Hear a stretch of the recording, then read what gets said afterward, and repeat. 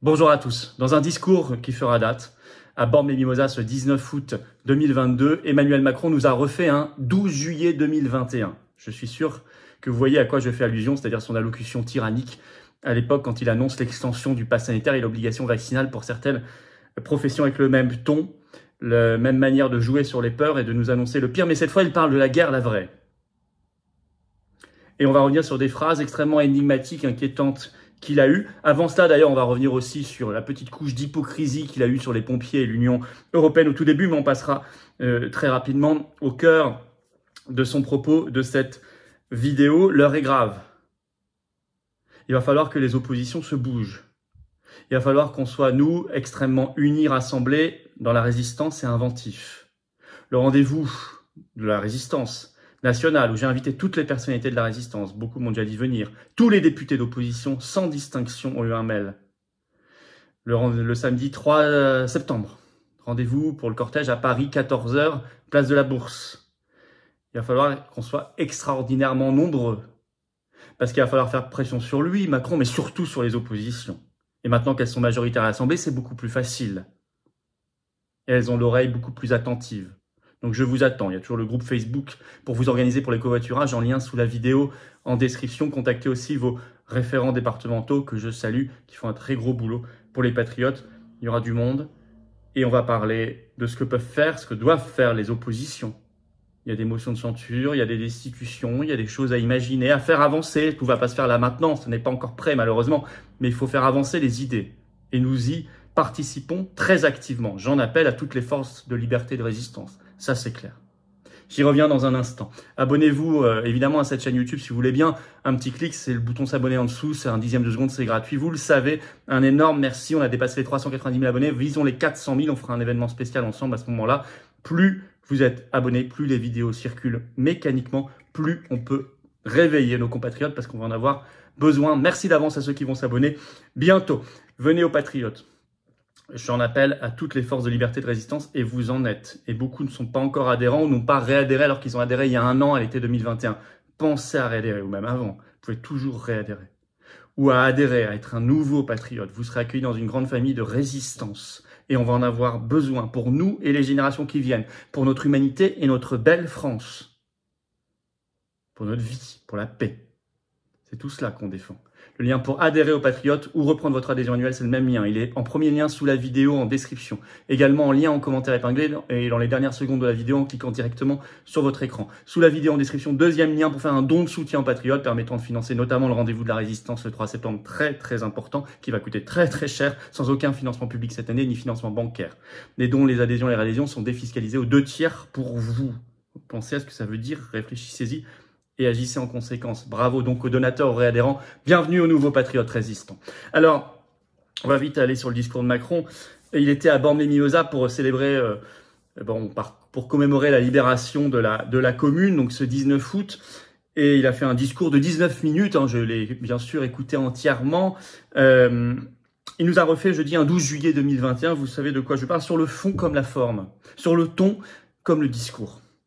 Bon, d'abord, il a... Alors, passer sur la partie la moins grave, mais quand même très hypocrite, il faut quand même le mentionner.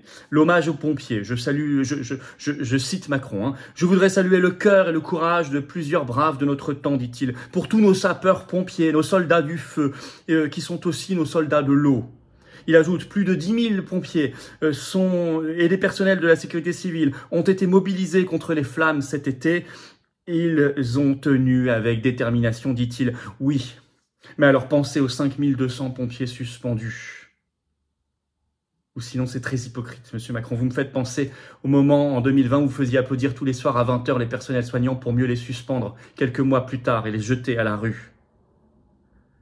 Et bien sûr, il y ajoute de la propagande européiste quand il dit, je cite, « Ce combat, nos soldats l'ont tenu avec force, soldats du feu, il parle de pompiers, soutenu par une solidarité européenne magnifique. Il parle des 350 pompiers polonais, roumains, allemands, grecs, etc., non vaccinés pour beaucoup d'entre eux qui sont venus. Et là, je me dis, trop, c'est trop. Accepter de mettre de côté 5200 pompiers français non vaccinés pour en faire venir 350, 15 fois moins, pour faire de la propagande pour l'Union européenne, c'est affreux. Le cynisme. Mais le pire arrive après. Et là, il prend son air très grave, et là, je pense au 12 juillet 2021 comme vous, pour annoncer le pire. Je vous cite Macron. La guerre est revenue à quelques heures de nos frontières sur le sol européen, dit-il, et il ajoute « cette guerre qui tonne à nos portes ». Et il ajoute « souvenons-nous », puisqu'il parlait juste avant du débarquement en Provence et de la Seconde Guerre mondiale, les références bien sûr, pour entretenir ce climat de peur, de guerre. Là, je repense à « nous sommes en guerre », son allocution de mars 2020 sur le Covid. Mais là, il parle de la vraie guerre, où les couvre-feux tout court pourraient remplacer les couvre-feux sanitaires. Je l'expliquais dès fin février dans ce manifeste pour la paix et la liberté au passage. Je pense qu'on avait vu juste. Comme je l'explique depuis le début, en effet, de la guerre, il s'en émeut officiellement. Mais il l'alimente en réalité. Par l'envoi d'armes permanent à Zelensky, alors qu'on sait que, reportage Arming Ukraine de la chaîne américaine CBS, il y a quelques jours, 70% sont détournés. Par la politique de l'OTAN, sommet de l'OTAN le dernier à Madrid, 28 et 29 juin dernier, qui rappelle une feuille de route stratégique où la Russie puis la Chine sont des ennemis, où c'est la guerre mondiale. Par son jeu trouble actuellement sur la centrale nucléaire de Zaporizhzhia, en Ukraine, où il sait que c'est l'Ukraine qui bombarde. Il le sait. Il laisse entretenir l'idée que ce n'est pas Zelensky. J'y reviendrai d'ailleurs là-dessus. Et il ajoute ceci, cette phrase énigmatique et inquiétante, je cite Macron. « Je pense à notre peuple, auquel il faudra de la force d'âme pour regarder en face le temps qui vient. » C'est grandiloquent, c'est lyrique, c'est surtout énigmatique et c'est surtout inquiétant. Annonce-t-il la guerre, le temps qui vient, la vraie? Et quand il ajoute juste après, « Unis, il faudra accepter de payer le prix de notre liberté et de nos valeurs. » C'est encore plus énigmatique et inquiétant. Alors là, on va s'arrêter là-dessus. 1. Depuis quand Macron s'intéresse à notre liberté et à nos valeurs? Depuis quand l'homme des confinements, l'homme des couvre-feux, l'homme des restrictions, l'homme des fermetures, l'homme du pass sanitaire, l'homme du pass vaccinal, l'homme de la liberté d'expression bafouée comme jamais, encore avec la campagne d'affichage à Toulouse, j'y reviendrai d'ailleurs plus longuement bientôt en vidéo. Depuis quand s'intéresse-t-il à la liberté? Depuis quand s'intéresse-t-il à nos valeurs, comme il dit, l'homme de l'apartheid, l'homme des personnels magnifiques, pompiers, militaires, gendarmes, soignants, médecins, suspendus? Depuis quand s'intéresse-t-il à nos valeurs? Celui qui veut emmerder des millions de Français. 2. Pourquoi, comme il le dit, payer le prix pour une guerre qui n'est pas la nôtre? L'Ukraine n'est pas une région française. L'Ukraine n'est pas la France. Pourquoi payer pour une guerre le prix qui n'est pas la nôtre? Ou alors nous allons payer le prix pour toutes les guerres du monde. Mais alors allons voir au Yémen aussi. Par exemple, l'Arabie Saoudite qui attaque. Et 3, quel est ce prix? Alors, est-ce qu'il parle du prix au premier sens du terme, un prix réel, un prix financier? Nous serons asphyxiés sous une envolée des tarifs du gaz, de l'électricité, etc., du prix à la pompe. Le gaz notamment, on le sait, d'autant qu'à partir du 1er juillet 2023, l'Union européenne interdit les tarifs réglementés en France, ce sera terminé. Je le rappelle, c'est dans 11 mois. 2, parle-t-il comme prix des contraintes de liberté qui sont prévues? Passe énergétique, allez voir mes vidéos récentes. Ces fameuses coercitions, je cite, dont parlait la ministre de la Transition énergétique Agnès Pannier-Runacher le 6 août dernier, ou ces mesures que nous serons peut-être contraints de prendre sur le même format que durant le Covid, ainsi que l'expliquait dans une interview au Parisien un proche de l'exécutif, le 10 août. Ou 3, le prix, est-ce le sang versé et le sang des Français? Alors là, je vais en appeler à l'opposition. Je vais d'abord rappeler l'article 35 de notre Constitution. Je cite. « La déclaration de guerre est autorisée par le Parlement. » Alors, sous la Ve République, ils ont toujours biaisé. Il n'y a jamais eu de déclaration de guerre récemment formelle. Donc, ils n'ont pas besoin de l'autorisation du Parlement. Alors, il y a eu une révision de la Constitution en 2008 et ils ont ajouté ceci, ils ont ajouté que le Parlement est informé s'il y a, je cite, intervention de forces armées à l'étranger au plus tard 3 jours après le début de l'intervention Et cet article ajoute encore, je cite, lorsque la durée de l'intervention excède 4 mois, le gouvernement soumet cette prolongation à l'autorisation, cette fois, du Parlement. Donc si ça n'est pas une déclaration de guerre formelle, il y a l'autorisation au bout de 4 mois, pas avant. Mais avant cela, il y a quand même une information au bout de 3 jours, au plus tard. Est-ce que les oppositions vont se saisir un peu et enfin de cet article?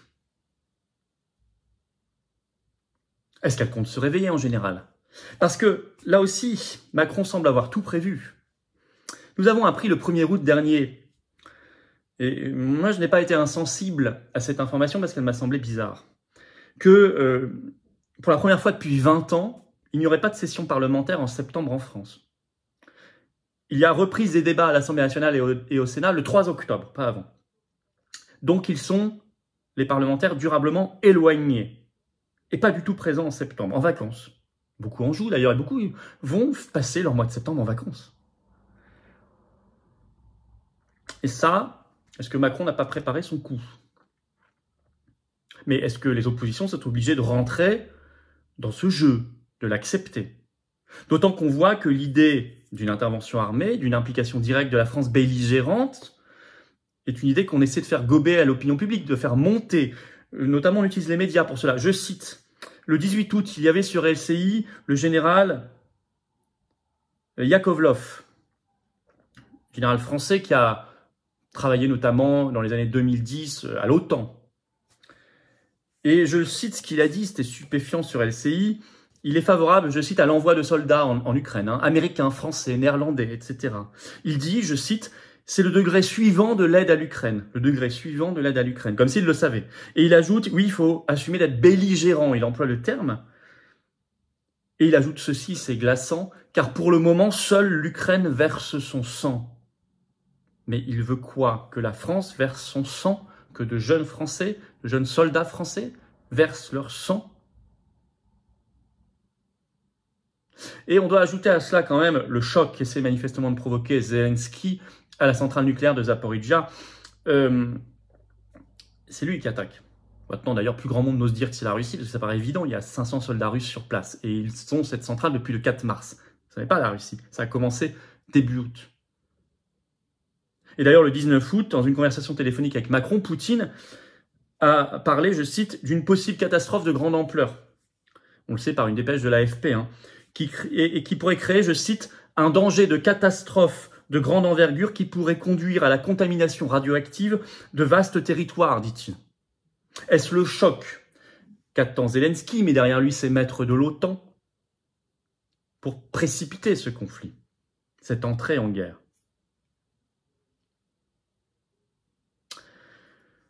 Dans tous les cas, en conclusion, il faut rappeler, 1, que ça n'est pas notre guerre.